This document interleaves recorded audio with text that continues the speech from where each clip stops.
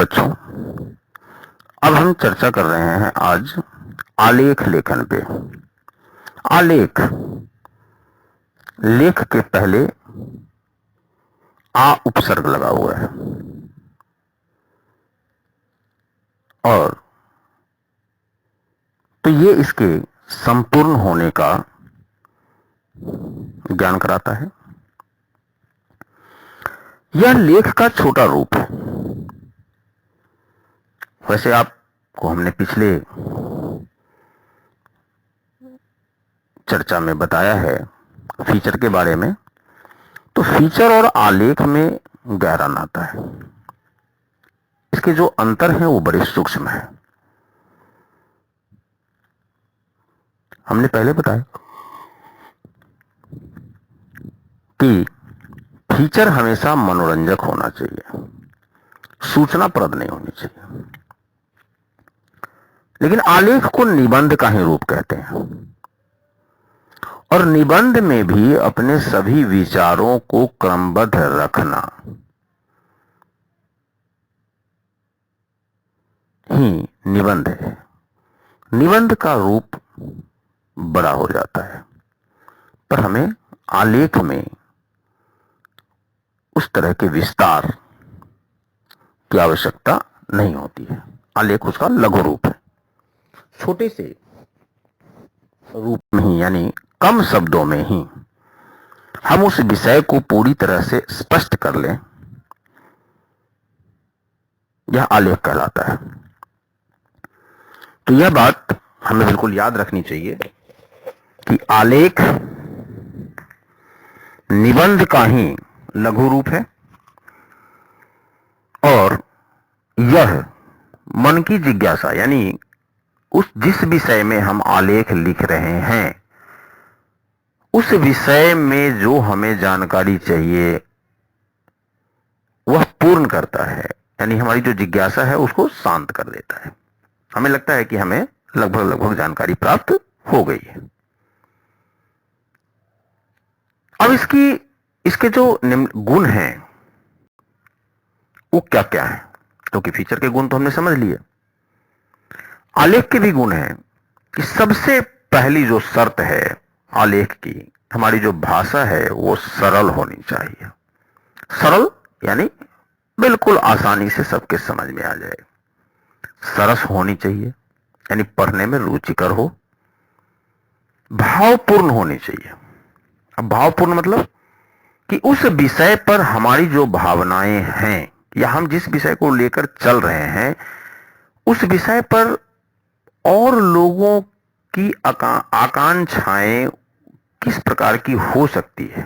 अब यहां पर थोड़ी सी कल्पनाशीलता की भी आवश्यकता है, इसको भी हम ले सकते हैं। तो भाषा सरल हो, सरस हो, और आलेख की एक और सबसे जो बड़ी खासियत है कि जो सामान्य जिज्ञासाएं हैं वह तो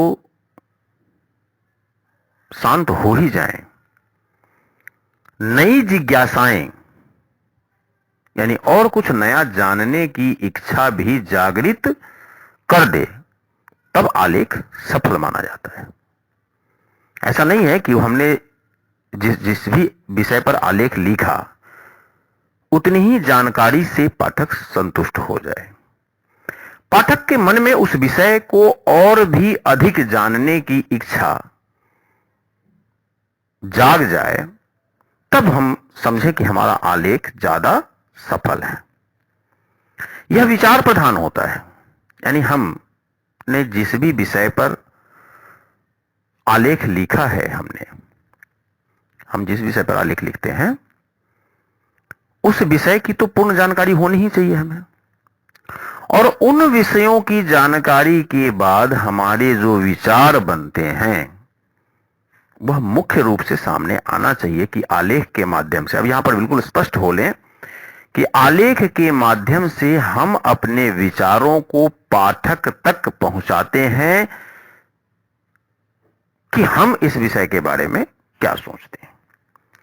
और हम ही नहीं सोचते हैं, यह ठीक है और ऐसा सोचना चाहिए। विश्लेषणात्मकता होनी चाहिए, यानी विश्लेषण होना चाहिए कि हमने जो अपने विचार रखे हैं वह क्यों रखे हैं। ऐसा नहीं कि हमने जो विचार रखे वो पाठक के मन में हर जगह प्रश्न छोड़ता चला जाए। उसकी जिज्ञासा शांत भी होती रहनी चाहिए कि जो विचार रखे गए हैं वो तथ्यपरक हैं, वह समसामयिक विषयों से या परिस्थितियों से मेल खाते हैं। तो इन चीजों का भी हमें ध्यान रखना है। यह विषय अवसर, चरित्र या व्यक्ति से संबंधित हो सकता है। आलेख, क्योंकि ये निबंध का छोटा रूप है, तो निबंध भी आप जानते हैं, साहित्य के निबंध भी लिखे जाते हैं, महापुरुषों की जीवनियों के ऊपर भी निबंध लिखे जाते हैं। जितनी भी सामाजिक समस्याएं हैं, सामाजिक कुरीतियां हैं, उन सभी विषयों पर निबंध लिखे जाते हैं। तो जैसे फीचर का कोई विषय निर्धारित नहीं है, वैसे ही मान लें तो कोई अतिशयोक्ति नहीं होगी कि आलेख का भी कोई विषय निर्धारित नहीं है। हम किसी भी विषय पर आलेख लिख सकते हैं, यानी निबंध को छोटे से रूप में समेटकर हम अपने विचार रख सकते हैं। लेकिन क्योंकि छोटा रूप है, तो आलेख में मुझे एक और बात का ध्यान रखना चाहिए कि यह नवीन हो। नवीनता इसलिए हो क्योंकि बहुत सारे विषय जो पुराने हैं उस पर पाठक वर्ग को कुछ न कुछ जानकारी है, लेकिन कुछ ऐसे विषय या उन विषयों में कुछ जो नयापन है, नई जानकारियां हैं, नए तथ्य हैं, उनको समाहित करके हमें अपने लेख को और आलेख को और सुंदर, सारगर्भित बनाना चाहिए। और जैसा कि हमने पहले बताया कि इसका आकार बहुत बड़ा नहीं होना चाहिए, क्योंकि आकार बड़ा होते ही तो ये निबंध का रूप ले लेगा। अब जैसे बस्तों के बोझ के नीचे दबता बचपन, या आपने 9th में एक कविता पढ़ी होगी, बच्चे काम पर जा रहे हैं। इस विषय पर भी हम अपने आलेख लिख सकते हैं।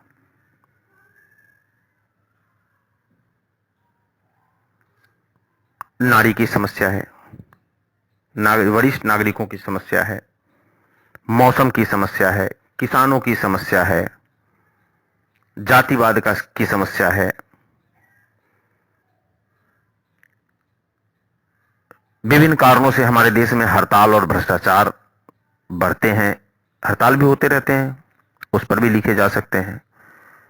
भ्रष्टाचार के विषय पर तो बराबर निबंध लिखाए जाते रहे हैं, उस पर भी हम एक आलेख लिख सकते हैं।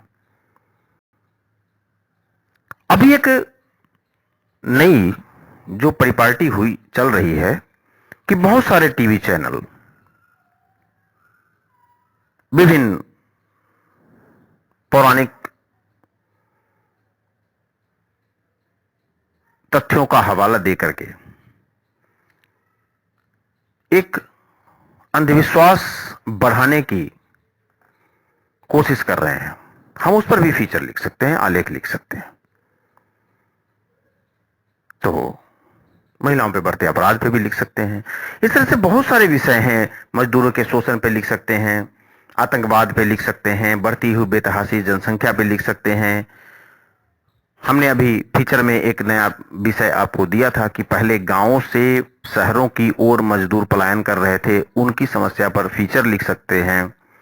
तो हम अभी जो नया विषय है, कोरोना के कारण शहरों से पलायन हो रहा है गांवों की ओर मजदूरों का, हम उस विषय पर भी आलेख लिख सकते हैं। तो मेरे प्यारे बच्चों, ज्यादा फीचर और आलेख में अंतर नहीं है। बस एक बात का सदैव ध्यान रखना है कि जब हम फीचर लिखेंगे तो वह पूर्णतः भावनात्मक रूप से जुड़ा होगा, मनोरंजक होगा, रोचक होगा, और उसी रोचकता के बीच हमें तथ्यों की जानकारी देनी है। वह बड़ा छोटा हो सकता है। वह हमारे तथ्यों पर, हमारी रचना शैली पर निर्भर करता है। उस विषय की उपयुक्तता पर निर्भर करता है कि उस विषय में हमें कितने तथ्य प्रयोग करने हैं। लेकिन सावधान रहें कि आलेख में हम ऐसा नहीं कर सकते। आलेख में उस विषय पर गहन चिंतन और मनन के बाद अपने विचारों की अभिव्यक्ति होती है। हां, भाषा सहज और सरल हो, इसकी अपेक्षा रखी जाती है।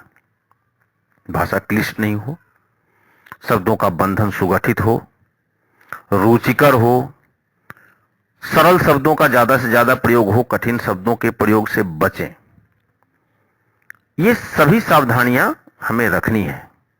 लेकिन हम ऐसा नहीं मान सकते कि आलेख मनोरंजक है। आलेख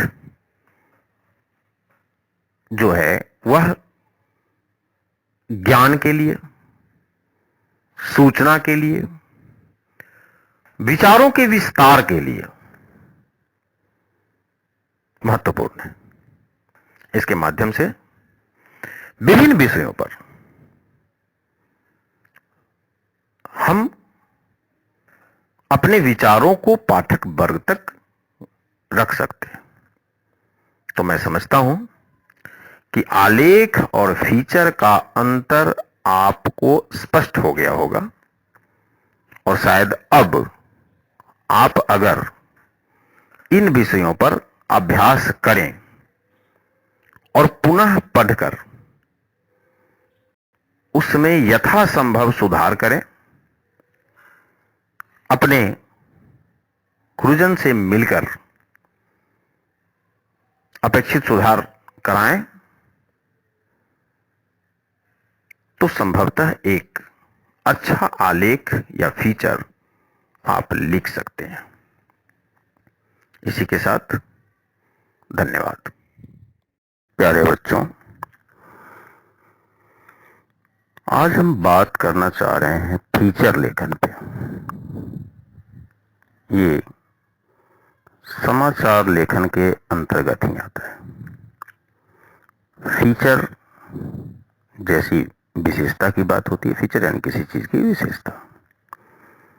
सामान्यतः लेख, आलेख, फीचर, निबंध में आप भेद नहीं कर पाते। वैसे मैं आपको बता दूं कि फीचर और आलेख में बहुत ही सूक्ष्म अंतर है, या निबंध में कह लें। लेकिन अभी हम सबसे पहले फीचर समझेंगे, उसके बाद आलेख पर भी चर्चा करेंगे। देखिए, फीचर यानी विशेषता। जैसे आप मोबाइल लेने जाते हो, किसी चीज, कोई सामान लेने जाते हो, तो सबसे पहले पूछते हो कि इसका फीचर क्या है। इट मीन्स विशेषता।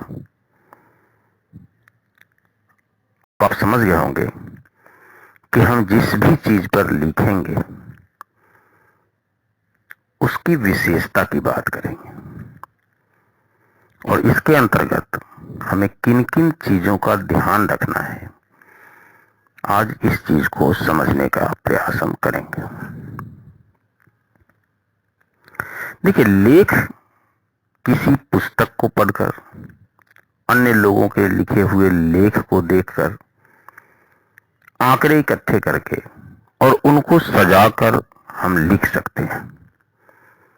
लेकिन फीचर को लिखने के लिए सबसे बड़ी विशेषता है कि इसके लिए हमें अपने आंख, कान, अपनी भावनाओं को, अपनी अनुभूतियों को, अपने मन के विचारों को, सबको समेटकर फिर फीचर लिखने की स्थिति में हम आ पाते हैं।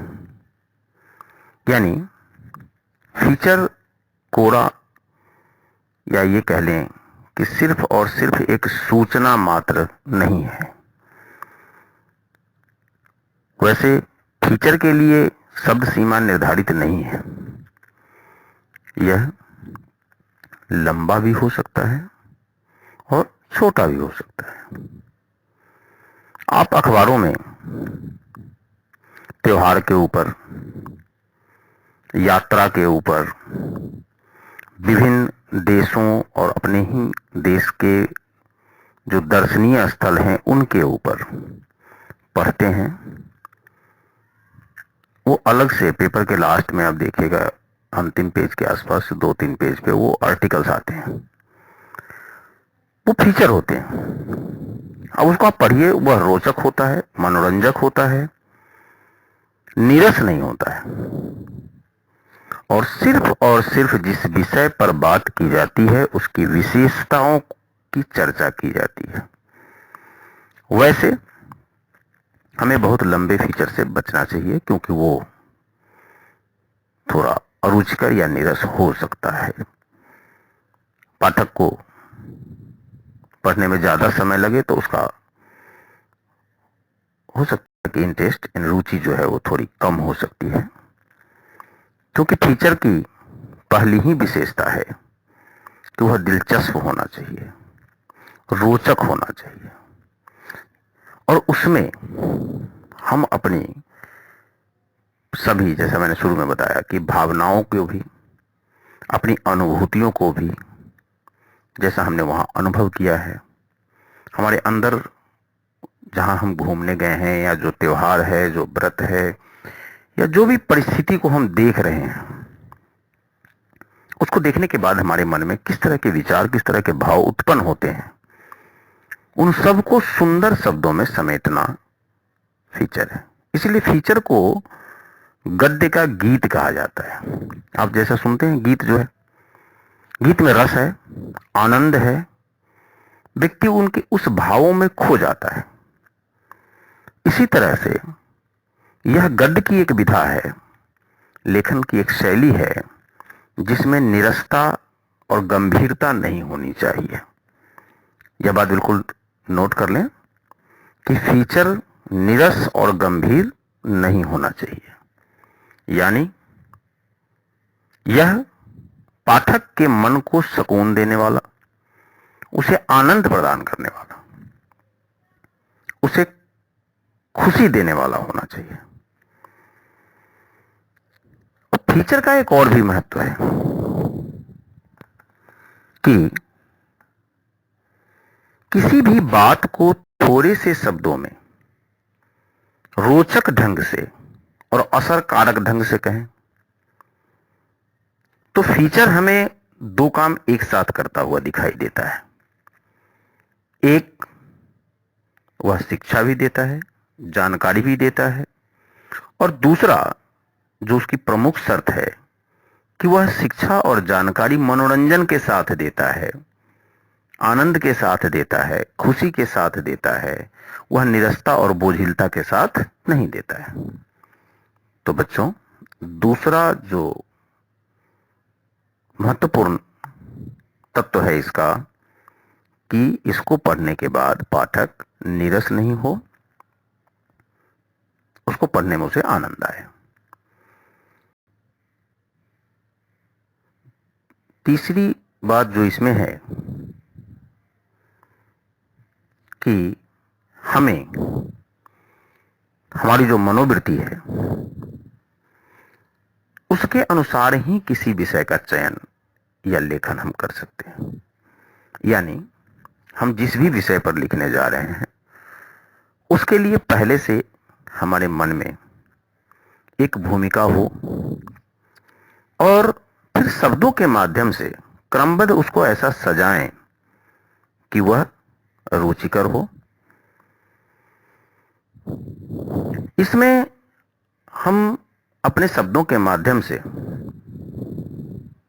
हास्य और कल्पना का भी सहारा ले सकते हैं। यानी जिस जगह पर हम अपने शब्दों से हास्य का पूट डाल सकें, उसमें कुछ कल्पनाशीलता दर्शा सकें, वह जो है हमारे फीचर को रोचक बना देगा, सरस हो जाएगा। तो इन चीजों का भी ध्यान रखना है कि हमें कल्पना और हास्य का पूट जितना संभव हो सके जो रुचिकर हो, अन्यथा ना लगे, हम उसमें रख सकते हैं। इसके बाद हम एक बात और समझ लें। कई बार हमारे बच्चों के मन में स्पष्ट नहीं हो पाता कि हम फीचर किन किन विषयों पर लिख सकते हैं। तो सबसे पहले बात हमने शुरू में ही बताया कि हम किसी भी विषय पर लिख सकते हैं। तो यह विषय ऐतिहासिक भी हो सकता है, पौराणिक भी हो सकता है। हम, जैसा कि हमने शुरू में ही आपको बताया कि हम अपने व्रत, पर्व, त्योहार, दर्शनीय स्थल इत्यादि विषयों का भी चयन कर सकते हैं। सामान्य जो सामाजिक मुद्दे हैं, जो समाज की समस्याएं हैं, उन पर भी फीचर लेखन हो सकता है। तो इसको अगर हम बांट कर देखें तो ये दो भागों में बढ़ता है कि ये ऐतिहासिक और पौराणिक के साथ आधुनिक समस्याओं पर भी, परिस्थितियों पर भी फीचर लेखन किया जा सकता है। तो हमें इस बात से बिल्कुल स्पष्ट होता है कि फीचर के लिए कोई विषय निर्धारित नहीं है। हम किसी भी विषय पर फीचर लिख सकते हैं, चाहे वो दिवाली हो, दशहरा हो, ईद हो, होली हो, किसी पेशेगत विषय पर भी लिख सकते हैं। कर्मचारी किसी भी विभाग का हो, किसी पद का हो, जो काम करने वाले लोग हैं, मजदूर हैं, किसान हैं, चौकीदार है, रिक्शा वाला है, रेहड़ी वाला है, चपरासी है, इन सभी विषयों पर मैंने पहले ही बताया आपको। ये सारी चीजें मैं आपको समझाने के लिए कह रहा हूं कि हम किसी भी विषय पर लिख सकते हैं। इसके लिए कोई विषय निर्धारित नहीं है। बस मूल मानदंड यही है कि यह सूचनात्मक नहीं होना चाहिए, यह ज्ञानवर्धक होने के साथ साथ मनोरंजक और सरस होना चाहिए। ऐसा लगे ही नहीं कि हम किसी को जानकारी देने के उद्देश्य से कुछ बता रहे हैं। उसे इस बात का आभास ही नहीं होगा कि हम उसके माध्यम से उसने कुछ सूचनाएं, कुछ जानकारियां, कुछ ज्ञान भी प्राप्त कर लिया और उसे वह पढ़ने में कहीं से नीरस या अरोचक नहीं लगा। तो इसमें सबसे पहले फीचर को नीरस नहीं बनाना है, और ये, इसको अगर सरल भाषा में कहें तो दिल से लिखने की बात है। और पुनः दोहरा दूं आपको कि यह एक, जैसे गीत में आनंद होता है, वैसे गीत भी की तरह ही गद्य का ये गीत का रूप है। तो मूलतः अगर हम इन चीजों का ध्यान रखें तो हमारा जो फीचर लेखन है वह बहुत ही आसान और सरल हो जाता है। जैसे अभी कोरोना के कारण लॉकडाउन हुआ और मजदूरों का पलायन हो रहा है। पहले गांव से शहर की ओर पलायन हो रहा था और शहर से गांव की ओर पलायन हो रहा है। तो मजदूरों का पलायन शहर की ओर एक विषय, या महानगर की ओर पलायन की समस्या एक विषय, आज गांवों की ओर पलायन दूसरा विषय। हम इस विषय पर भी निबंध लिख सकते हैं।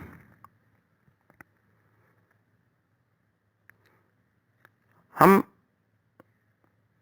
सुबह उठें और स्वस्थ रहें।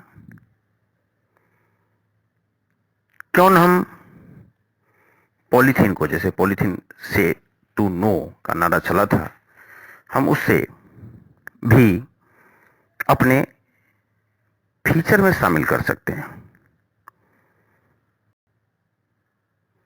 हम सचिन तेंदुलकर, कल्पना चावला, बछेंद्री पाल जैसे विभिन्न क्षेत्रों में शीर्ष स्थान प्राप्त करने वाले व्यक्तियों पर भी अपना फीचर लिख सकते हैं। तो मैं समझता हूं कि प्यारे बच्चों, आपको फीचर की समझ हो गई होगी कि फीचर किसे कहते हैं। यह लेखन की एक विधा तो है, ऐसा लेख जिसको गीत की पदवी दी गई कि यह गद्य गीत है, और गद्य में जो आनंद और रोचकता होती है वो आपको पता ही है।